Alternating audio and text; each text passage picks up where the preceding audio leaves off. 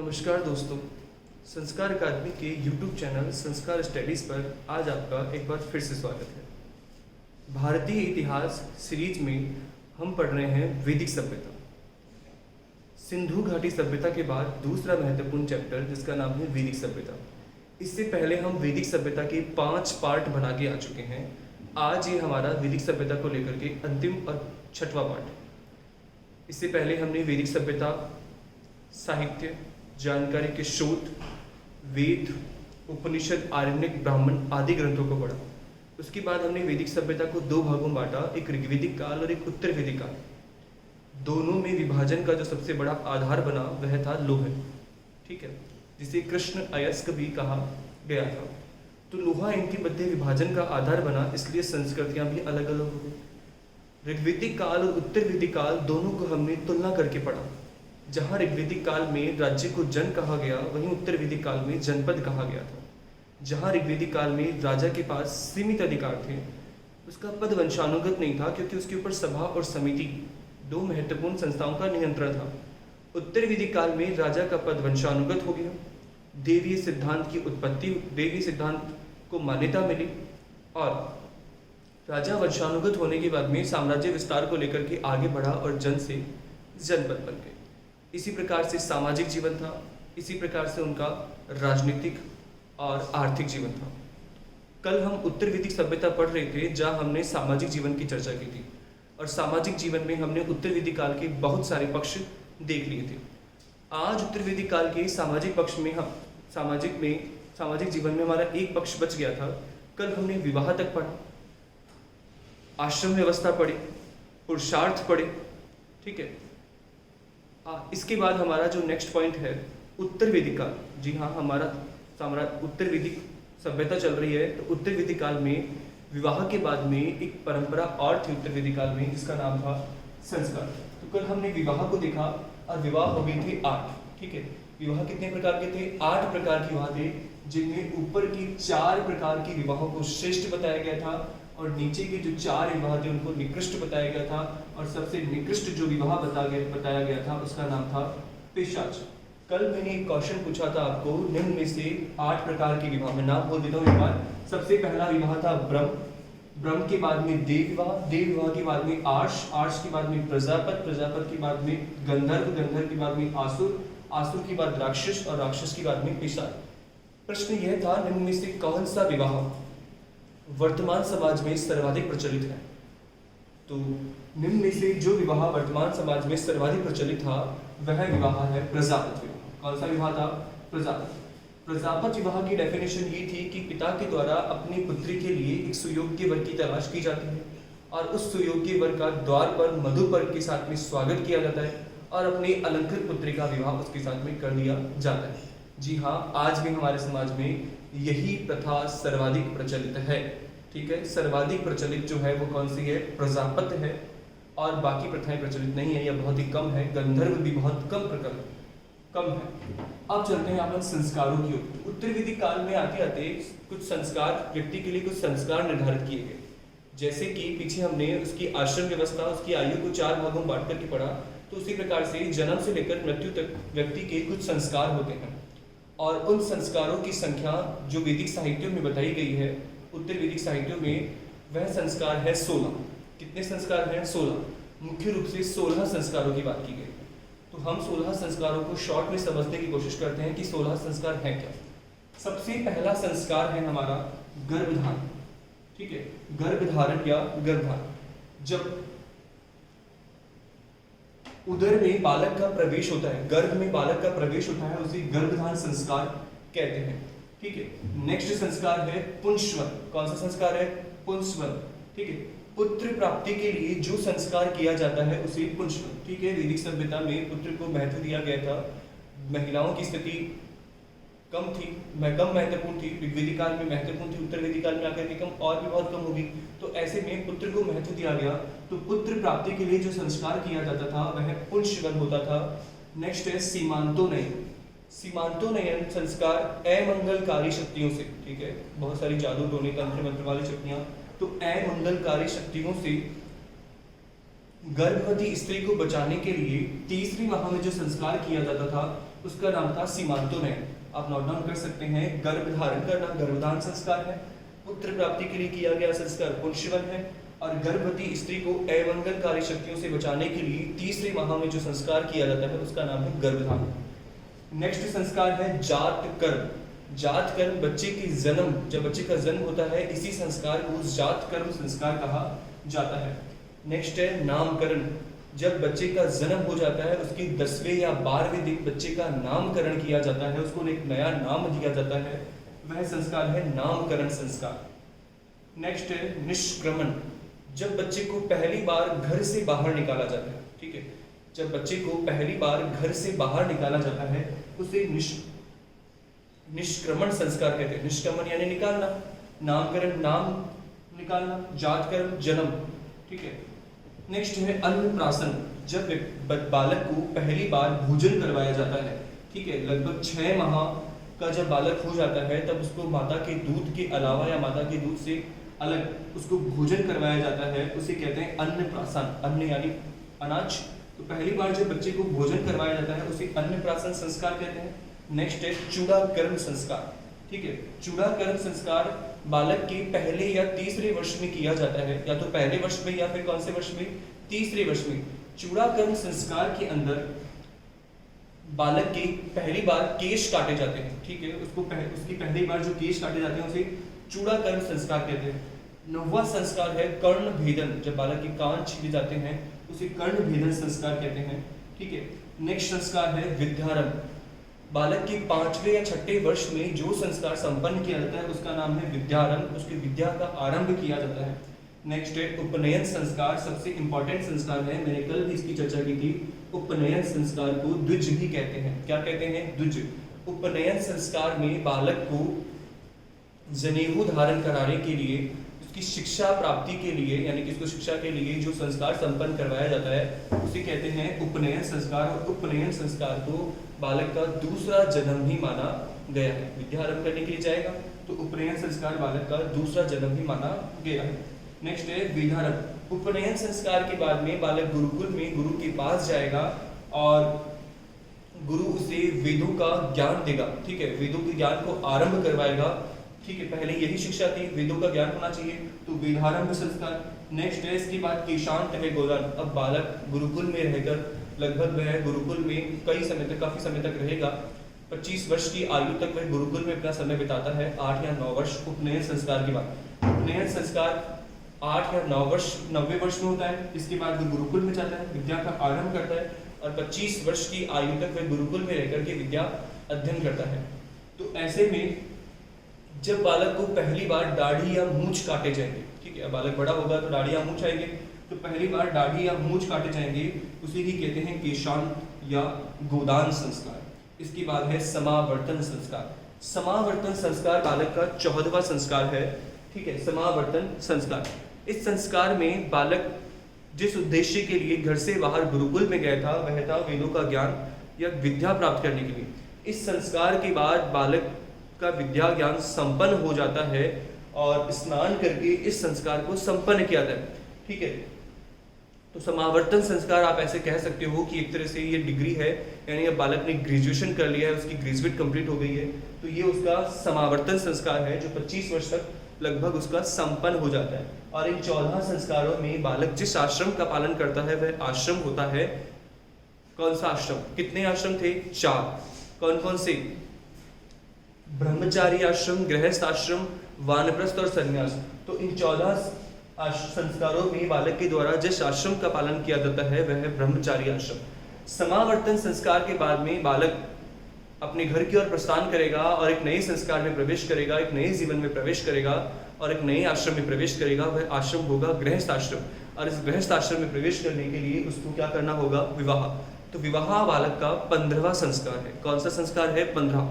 तो लगभग 25 वर्ष की आयु तक बालक अब 16 संस्कारों में से अब व्यक्ति हो चुका है, तो व्यक्ति 16 संस्कारों में से 15 संस्कार कंप्लीट कर चुका होता है। कितनी वर्ष की आयु तक? 25 वर्ष की आयु तक। इसके बाद व्यक्ति का सिर्फ और सिर्फ एक संस्कार बचता है और वह संस्कार है अंत्येष्टि या अंतिम संस्कार। कौन सा संस्कार है?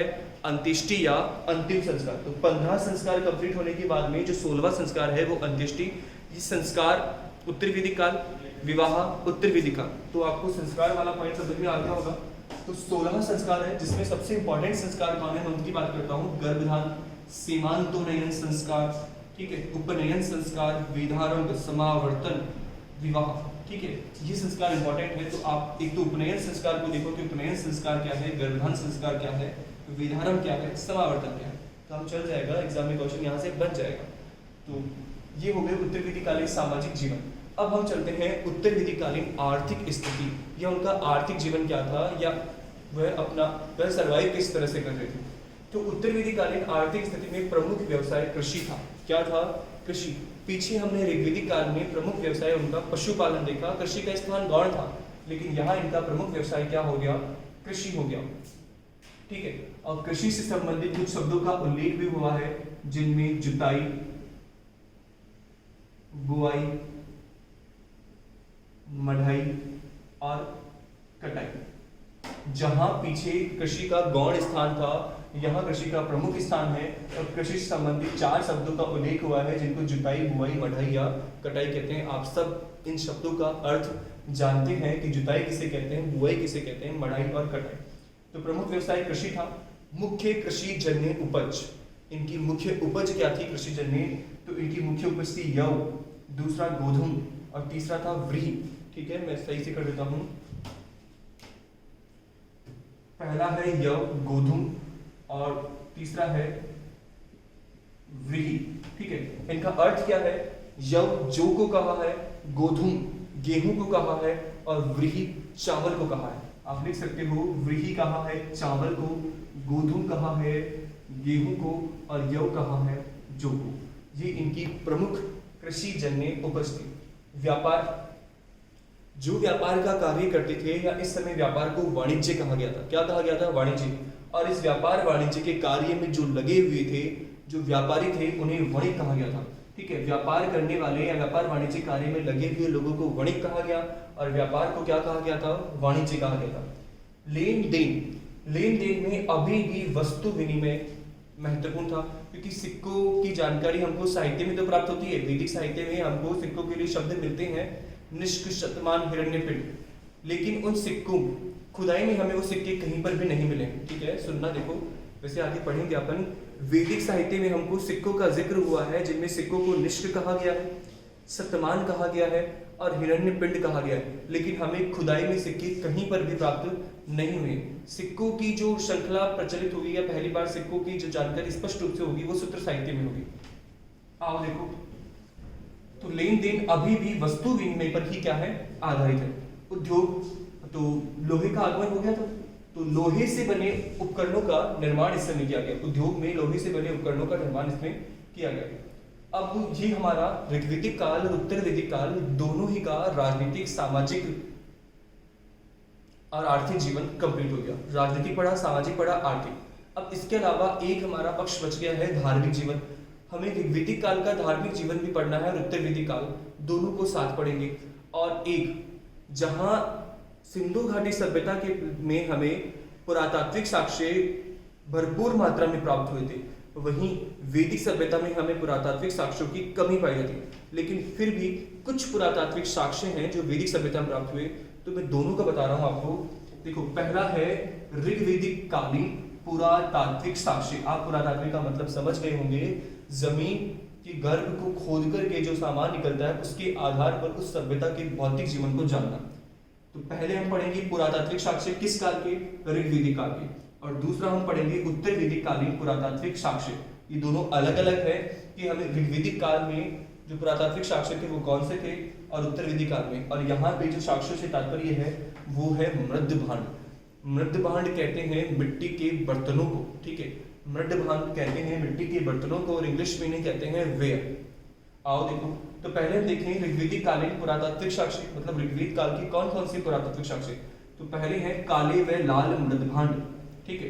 काले रंग का और लाल रंग का मृदभांड। मृदभांड है मिट्टी का बर्तन, वो छोटा और बड़ा हो सकता है।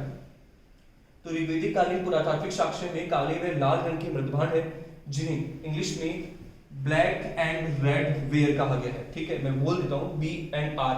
बी का मतलब ब्लैक है, आर का मतलब रेड और डब्ल्यू का मतलब वेयर। इंग्लिश में फुल फॉर्म है ब्लैक एंड रेड वेयर। तो काले व लाल मृदभांड, black and red ware. Next है गेरुवर्णी मृदभांड। ऋग्वेदिक काल की बात चल रही है। ऋग्वेदिक काल में दूसरा है गेरुवर्णी मृदभांड, जिन्हें इंग्लिश में OCP कहा गया है। क्या कहा गया है? OCP, ऑर्च कलर्ड पैटर्न वेयर। ठीक है, ऑर्च कलर वेयर कहा गया है। नेक्स्ट है ताम्र संचय। ताम्र संचय को कहा गया है कॉपर वेयर। क्या कहा गया है? कॉपर। तांबे को ताम्र को तांबा और तांबा है कॉपर, तो कॉपर वेयर। तांबे के बने मृदभांड मिले हैं। तो यहाँ इस काले में लाल रंग की मृदभांड है, यहाँ गेरुवर्णी मृदभांड है और यहाँ तांबे की मृदभांड है। तो काले में लाल गेरुवर्णी ताम्र मृदभांड किस काल की हैं? ऋग्वेदिक काल। अब इसका अंतर कर लेना कि बात अभी सिर्फ किसकी चल रही है? ऋग्वेदिक। तो जब आपको पूछा जाएगा इनमें से कौन सा ऋग्वेदिक कालीन मृदभांड नहीं है, तो ऑप्शन में होंगे काले लाल, गेरुवर्णी मृदभांड, ताम्र संचय या धूसर चित्रित मृदभांड। तो आपको लगाना है धूसर चित्रित मृदभांड। अंतर स्पष्ट कर लेना। तो 3 प्रकार की ये मृदभांड है, ऋग्वेदिक कालीन मृदभांड। अब बात करें हम उत्तर वैदिक कालीन पुरातात्विक साक्ष्य। तो पुरातात्विक साक्ष्य के आधार पर सिर्फ और सिर्फ हमारे पास ये मृदभांड ही है। तो पहला है धूसर चित्रित मृदभांड। ठीक है, धूसर चित्रित मृदभांड जिसे कहा गया पेटेंट ग्रे वेयर। क्या कहा गया है? PGW, patent grey ware. Next है उत्तरी कृष्ण चमकीले मृदभांड, उत्तरी NBPW, north and black polished where, north and black polished where. तो ये इंग्लिश में भी इनकी फुल फॉर्म होगी, हिंदी में भी। ज्यादातर आपको जैसे भी पूछा जाए तो आप ध्यान रखने क्या है। तो ऊपर के 3 ऋग्वेदिक काल के, नीचे की 2 उत्तर वैदिक काल के। तो ये हमारे ऋग्वेदिक काल और उत्तर वैदिक काल के मृदभांडों की बात एक साथ हमने की। अब हम बात करेंगे धार्मिक जीवन। यहाँ भी हम ऋग्वेदिक काल और उत्तर वैदिक काल दोनों के धार्मिक जीवन को एक साथ पढ़ेंगे। पहले हम देखते हैं ऋग्वेदिक कालीन धार्मिक जीवन। ठीक है, कौन सा काल का है? ऋग्वेदिक काल का धार्मिक जीवन। तो ऋग्वेदिक काल में उपासना, धार्मिक मतलब भगवान की उपासना से संबंधित है। तो ऋग्वेदिक काल में जो उपासना की जाती थी उसमें स्तुति, यज्ञ, बलि पर आधारित थी। स्तुति, भगवान की स्तुति करते थे, ध्यान करते थे और भगवान को खुश करने के लिए यज्ञ करते थे। और भगवान और व्यक्ति यानी ईश्वर और व्यक्ति के मध्य जो संबंध होता था वह यज्ञ होता था और यज्ञ में होती थी अग्नि। तो अग्नि का महत्वपूर्ण स्थान था। तो स्तुति, यज्ञ, बलि पर आधारित थी। ठीक है, उपासना स्तुति पर थी, यज्ञ पर थी और बलि पर। इन 3 के माध्यम से भगवान को खुश कर लिया करते थे। नेक्स्ट है प्रवृत्ति मार्ग को महत्व दिया गया। ऋग्वेदिक काल में प्रवृत्ति मार्ग को महत्व दिया गया। यहाँ प्रवृत्ति मार्ग यानी कि हमें ईश्वर और भगवान की आवश्यकता क्यों पड़ी? क्यों पड़ी ईश्वर और भगवान की आवश्यकता? आज हमारे पास बहुत सारे कारण हैं ईश्वर और भगवान की आवश्यकता के लिए। मन को शांत करने के लिए, कुछ प्राप्ति के लिए। लेकिन ऋग्वेदिक काल में ईश्वर की आवश्यकता, दुश्मनों के साथ अगर युद्ध हुए तो उस युद्ध में विजय हमारी हो, इसलिए ईश्वर की स्तुति की गई। ठीक है, युद्ध में विजय के लिए ईश्वर की स्तुति की गई, धन की प्राप्ति के लिए ईश्वर की स्तुति की गई और पुत्र की प्राप्ति के लिए ईश्वर की स्तुति की गई। तो प्रवृत्ति मार्ग को महत्व दिया था ऋग्वेदिक लोगों ने। इन कार्यों के लिए वो भगवान की स्तुति या ईश्वर की स्तुति करते थे। अब ऋग्वेदिक काल के प्रमुख देवता हैं और उन देवताओं को 3 भागों में बांटा गया। ठीक है, एक आता है 33 कोटि, 33 करोड़ देवी देवता की बात है, लेकिन वास्तव में 33 प्रकार के देवी देवता हैं। कितने प्रकार के? 33 प्रकार के देवी देवता हैं। और उन 33 प्रकार के देवी देवताओं को 3 भागों में बांटा गया है। पहला है आकाश का देवता, आकाश की देवता। दूसरा है अंतरिक्ष की देवता और तीसरे हैं पृथ्वी की देवता। ठीक है, जैसे कि इस प्रकार से स्ट्रक्चर, ये पृथ्वी है, ये आकाश है और ये क्या है? अंतरिक्ष। तो आकाश, अंतरिक्ष और पृथ्वी के देवता। तो यहाँ पर भी आपको कंपेयर करके प्रश्न पूछा जाता है, निम्न में से कौन सा अंतरिक्ष का देवता है, निम्न में से कौन सा आकाश का देवता नहीं है। पहले देवताओं का जिक्र करें, फिर इनके कार्यों को और प्रमुख देवताओं की बात करेंगे। तो आकाश की देवता, आकाश की देवता में वरुण, मित्र, सूर्य, पुष्ण, सविता, ध्वंस। ठीक है, ध्वंस या ध्रुव, विष्णु, उषा, अश्विन, इनका जिक्र हुआ है। आकाश की देवता में वरुण है, मित्र है, सूर्य है, पुष्ण है, सविता है, ध्वंस है, विष्णु है, उषा है और अश्विनी। इन्हें किसका क्रेडिट दिया गया है? आकाश की देवताओं। फिर बात करूं मैं अंतरिक्ष की देवता। अंतरिक्ष की देवता में इंद्र, मरुत, रुद्र, वायु, पर्जन्य, ये किसकी देवता है? अंतरिक्ष की देवता है। नेक्स्ट है पृथ्वी की देवता। पृथ्वी की देवता में अग्नि, सौम, पृथ्वी स्वयं और बृहस्पति। अग्नि, सोम, पृथ्वी और बृहस्पति, ये किसकी देवता है? पृथ्वी की देवता। अब ऋग्वेदिक काल के ये प्रमुख देवता, और सबसे प्रमुख जो देवता था, जैसे कि सबसे प्रमुख देवता, सबसे बड़ा देवता, सबसे प्रमुख देवता ऋग्वेदिक काल में जिसे माना गया वो कौन था? इंद्र था। उत्तर वैदिक काल में आकर के इंद्र, देखिए जैसे कि प्रमुख देवता में इंद्र का नाम आता है, वरुण का नाम आता है, अग्नि का नाम आता है, सोम का नाम आता है। ये ऋग्वेदिक काल के प्रमुख देवता है। ठीक है, उत्तर वैदिक काल में आते आते इन देवताओं का स्थान किसी और देवता ने ले लिया, लेकिन उससे पहले उत्तर वैदिक काल में धार्मिक जीवन, तो जहां पर स्तुति बल, यज्ञ बलि को महत्व दिया गया था, उत्तर वैदिक काल में सबसे महत्वपूर्ण जो हो गया वो हो गया यज्ञ। तो यज्ञ की परंपरा का विकास हुआ उत्तर वैदिक काल में। ठीक है, उत्तर वैदिक काल में कौन सी परंपरा का विकास हुआ? यज्ञ की परंपरा का विकास हुआ। और मैं आपको बताऊं कि यज्ञ की परंपरा क्यों बढ़ी। जहां ऋग्वेदिक काल में क्षत्रिय और ब्राह्मण लोग ही यज्ञ करवा रहे थे, ठीक है, क्योंकि यज्ञ का कार्य था और संपन्न वर्ग जो ब्राह्मण और क्षत्रिय था उन्हीं के द्वारा यज्ञ करवाया गया। लेकिन उत्तर वैदिक काल में वैश्यों के द्वारा भी यज्ञ करवाए गए। किसके द्वारा? भगवान को खुश करने के लिए किसके द्वारा यज्ञ करवाए गए? वैश्य। अब वैश्यों ने यज्ञ क्यों करवाया? वैश्यों का प्रमुख कार्य था व्यापार। कौन सा कार्य था? व्यापार। ठीक है, व्यापार, वाणिज्य, कृषि, ये वैश्यों कार्य था। और आपको पता है कि लोहे के आगमन से बहुत परिवर्तन हुआ और उत्तर वैदिक काल में ज्यादा परिवर्तन हुआ। लोहे के आगमन से ठोस धातु से उन्नत किस्म के औजार आ गए, उद्योग धंधे व्यापार में विकास हुआ। और उद्योग धंधे व्यापार में विकास होने से जिसका सर्वाधिक विकास हुआ, जो वर्ग सर्वाधिक संपन्न बनने लग गया, वह वर्ग बन गया वैश्य। कौन था? वैश्य।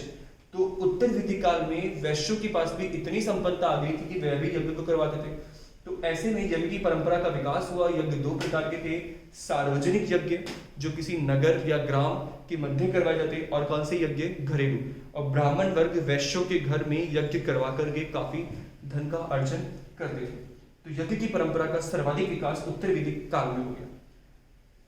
इसी के साथ ही यज्ञ क्रिया जटिल हो गई। ठीक है, जटिल यज्ञ क्रिया में कर्म कांडों का प्रभाव हो गया। तो यज्ञ क्रिया भी काफी जटिल हो गई और कर्म कांड का भी क्या हो गया? प्रभाव। क्योंकि यज्ञ संपन्न करवाने से ब्राह्मण को अत्यधिक धन की प्राप्ति होगी, तो उसने यज्ञ क्रिया को जटिल बना दिया कि इस प्रकार के यज्ञ में इतना खर्चा, इतना इन्वेस्ट। इससे पहले ऋग्वेदिक काल में व्यक्ति स्वयं अपने घर पे यज्ञ कर सकता था, तो वहां पे काफी सरल था। लेकिन यहाँ पे यज्ञ क्रिया क्या होगी? जटिल। यहाँ पर भी यज्ञ हो रहे हैं लेकिन ये सरल है। व्यक्ति स्वयं भगवान को खुश करने के लिए मंत्रों का आह्वान करके या मंत्रों का उच्चारण करके यज्ञ कर सकता था। लेकिन यहाँ पे ब्राह्मणों ने यज्ञ क्रिया को क्या बना दिया? जटिल बना दिया और कर्म कांडों का क्या हो गया? प्रारंभ हो गया। तो उत्तर वैदिक काल में क्या चीज आ गई? कर्म कांड आ गई। धीरे धीरे धर्म जटिल होता चला गया। ठीक है, यज्ञ में बलि दी जाने लगी। बलि, पशु की बलि भी देते थे और इंसानों की बलि भी दी जाने लगी थी। उत्तर वैदिक काल में इंद्र व वरुण के स्थान पर विष्णु व रुद्र दो प्रमुख देवता। ठीक है, जहां ऋग्वेदिक काल में इंद्र, वरुण, अग्नि, सोम का महत्व था, वहीं उत्तर वैदिक काल में इंद्र व वरुण का स्थान विष्णु व रुद्र ने लिया। ठीक है, तो यहाँ पर भगवान विष्णु, जिनको प्रजापति विष्णु कहते हैं, और रुद्र यानी कि शिव, ये दो प्रमुख देवता। तो देखो, संस्कृति ने, सभ्यता ने देवता भी बदल दिए, भगवान भी बदल दिए। पहले ऋग्वेदिक काल में जो प्रमुख देवता माने गए थे वो इंद्र, अग्नि, सोम, वरुण माने गए थे। इंद्र सबसे प्रमुख देवता था। 250 सूक्त अकेले किस पर लिखे गए हैं? इंद्र पर लिखे गए। यानी कि ऋग्वेद में जो 10,598 मंत्र है, 10,598 मंत्र है, 1028 सूक्त है। ठीक है, तो उनमें से 250 बार उल्लेख जिस भगवान का हुआ वह कौन था? इंद्र। तो आप देख सकते हो कि इंद्र कितने प्रमुख देवता है। लेकिन उत्तर वैदिक काल में आते आते इंद्र का स्थान कम महत्व का हो गया, अरुण का स्थान कम महत्व का, और उनके स्थान पर आगे नए देवता कौन से? विष्णु व रुद्र। रुद्र है शिव। तो इतना अंतर हुआ। धर्म में हमने भगवान भी बदले मतलब हमने पूजा का मखर बदल दिया। अब नेक्स्ट बात करूं मैं कुछ प्रमुख देवताओं के बारे में। ठीक है, जैसे कि कौन से देवता का क्या कार्य। सबसे पहले बात करें हम इंद्र की। ठीक है, इंद्र ऋग्वेदिक काल का प्रमुख देवता था। इसके ऊपर 250 कितने? 250 सूक्त लिखे गए। इंद्र के ऊपर 250 सूक्त लिखे गए। इंद्र को पुरंदर कहा गया है। ठीक है, दुर्गों का नाश करने वाला। आप सुनना, इंद्र के ऊपर 250 सूक्त है। इंद्र को पुरंदर कहा गया है और ऋग्वेदिक काल का सबसे प्रमुख देवता जिसे माना गया है वो कौन सा है? इंद्र। इंद्र को इसी के साथ बरसात, ठीक है, वर्षा का देवता भी कहा गया। इंद्र को इसी के साथ ही बरसात या वर्षा का देवता भी कहा गया। इसके बाद दूसरे प्रमुख देवता है जिनका नाम है वरुण की बात कर लेते हैं। कौन से देवता है? वरुण, ठीक है। वरुण को जल, प्रकृति, ठीक है, वरुण को मुख्य रूप से प्रकृति का देवता कहा गया है। वरुण को प्रकृति का देवता कहा गया है, ठीक है। और प्रकृति का संरक्षण करने के कारण वरुण को ऋतस्य गोपा कहा गया, ठीक है। आपको वरुण का एक नाम ध्यान रखना है, वह है ऋतस्य गोपा। प्रकृति के संरक्षण के कारण वरुण को ऋतस्य गोपा कहा गया है। प्रकृति जैसे कि जो पौधे हैं, वायु है, जल है, समुद्र है, कैसे क्रिया करेंगे, कैसे चलेंगे, तो ये सब वरुण पर डिपेंड था। तो इन प्रकृति को चलाने की वजह से वरुण को ऋतस्य गोपा कहा गया। इसे जल, प्रकृति व समुद्र का देवता कहा गया। नेक्स्ट है अग्नि, ठीक है। ऋग्वेद में 200 सूक्त मिलते हैं किसके ऊपर? अग्नि के ऊपर। तो अग्नि भी इंपॉर्टेंट देवता है और ऋग्वेद में 200 सूक्त मिलते हैं किसके ऊपर? अग्नि के ऊपर। अग्नि की प्रमुख बात यह है कि अग्नि को ईश्वर व व्यक्ति के मध्य, ठीक है, ईश्वर व व्यक्ति के मध्य माना गया है। यानी कि व्यक्ति की बात को ईश्वर तक पहुंचाने वाला वो कौन है? अग्नि। और वो कैसे पहुंचाएगा? यज्ञ के माध्यम से। व्यक्ति यज्ञ में हवि डालेगा, हवि अग्नि प्राप्त करेगा और वो सीधे किसके मुख तक जाएगी? देवताओं के मुख तक जाएगी। नेक्स्ट देवता हमारे हैं जिनका नाम है सोम। कौन सा देवता है? सोम। सोम का महत्व इतना अधिक है कि ऋग्वेद का संपूर्ण 9वां मंडल, टोटल कितने मंडल थे? 10 मंडल। सोम का महत्व इतना अधिक है कि ऋग्वेद का संपूर्ण 9वां मंडल सोम को समर्पित है। और सोम को वनस्पतियों का देवता कहा गया है। इसका देवता कहा गया है? वनस्पतियों का देवता कहा गया। तो सोम वनस्पति का देवता है। अग्नि ईश्वर और व्यक्ति के मध्य का कार्य करते हैं। वरुण को जल, प्रकृति, समुद्र का देवता कहा गया। प्रकृति की संरक्षण या रक्षा करने की वजह से वरुण का एक नाम है ऋतस्य गोपा। इंपॉर्टेंट है, आप याद करेंगे कि ऋतस्य गोपा के नाम से कौन से देवता जाने गए हैं? वरुण। इंद्र सबसे प्रमुख देवता, 250 सूक्त इनके ऊपर है। इन्हें पुरंदर भी कहा गया है, वर्षा का देवता भी कहा गया है। किसे? इंद्र को, ठीक है। तो ये हमारा आज का सेशन हमारी वैदिक सभ्यता को लेकर था और आज ये हमारी वैदिक सभ्यता का अंतिम पार्ट है जिसमें हमारी वैदिक सभ्यता लगभग समाप्त हो चुकी है। लगभग हमने सभी पॉइंट, सभी महत्वपूर्ण बातें जो भी थी हमने सब आपके सामने रखने की कोशिश की है। अगर फिर भी आपको कुछ लगता है कि ऋग्वेदिक काल में या वैदिक सभ्यता में कुछ छूट गया है तो आप कमेंट करके बता सकते हो। हम नेक्स्ट क्लास में उसको भी लेने की कोशिश करेंगे। लेकिन एग्जाम के पॉइंट ऑफ व्यू से ऋग्वेदिक काल आज हमारा कंप्लीट हो चुका है, जिसमें हमने दोनों साहित्यिक बात को देखा, जिसमें आपकी साहित्य इंपॉर्टेंट है कि ऋग्वेद की विशेषता है, यजुर्वेद की, सामवेद की, अथर्ववेद की, ब्राह्मण ग्रंथ, आरण्यक, उपनिषद की बात है, उपवेद की बात है। तो लगभग अगर क्वेश्चन बनेंगे तो 50% क्वेश्चन तो उस पार्ट से ही बन जाएंगे, वैदिक साहित्यों से। उसके बाद हमारा ऋग्वेदिक और उत्तर वैदिक काल का राजनीतिक, सामाजिक, आर्थिक, धार्मिक जीवन के पक्ष को भी हमने पढ़ा, जिसमें हमने पुरुषार्थ देखे, ठीक है। पुरुषार्थ देखे, कितने पुरुषार्थ है? 4 पुरुषार्थ है, धर्म, अर्थ, काम, मोक्ष। आश्रम व्यवस्था देखी, आश्रम व्यवस्था भी कितने व्यक्ति के जीवन को 4 भागों में बांटा गया है। और पहला आश्रम है ब्रह्मचार्य, फिर गृहस्थ है, वानप्रस्थ है, संन्यास है। सबसे महत्वपूर्ण आश्रम गृहस्थ शाह, क्योंकि इसमें व्यक्ति को 3 ऋण और 5 यज्ञों से मुक्ति मिलती है। या ये जो होते हैं वो कौन से आश्रम में होते हैं? गृहस्थ आश्रम में। मनुस्मृति में सबसे महत्वपूर्ण आश्रम कौन सा बताया गया? गृहस्थ। विवाह के 8 प्रकार देखे, 16 संस्कार देखे। इसके बाद हम अगली क्लास में नेक्स्ट मिलेंगे एक नए अध्याय के साथ और एक नए तरीके से। इसके लिए धन्यवाद। मिलते हैं हम अगली क्लास में।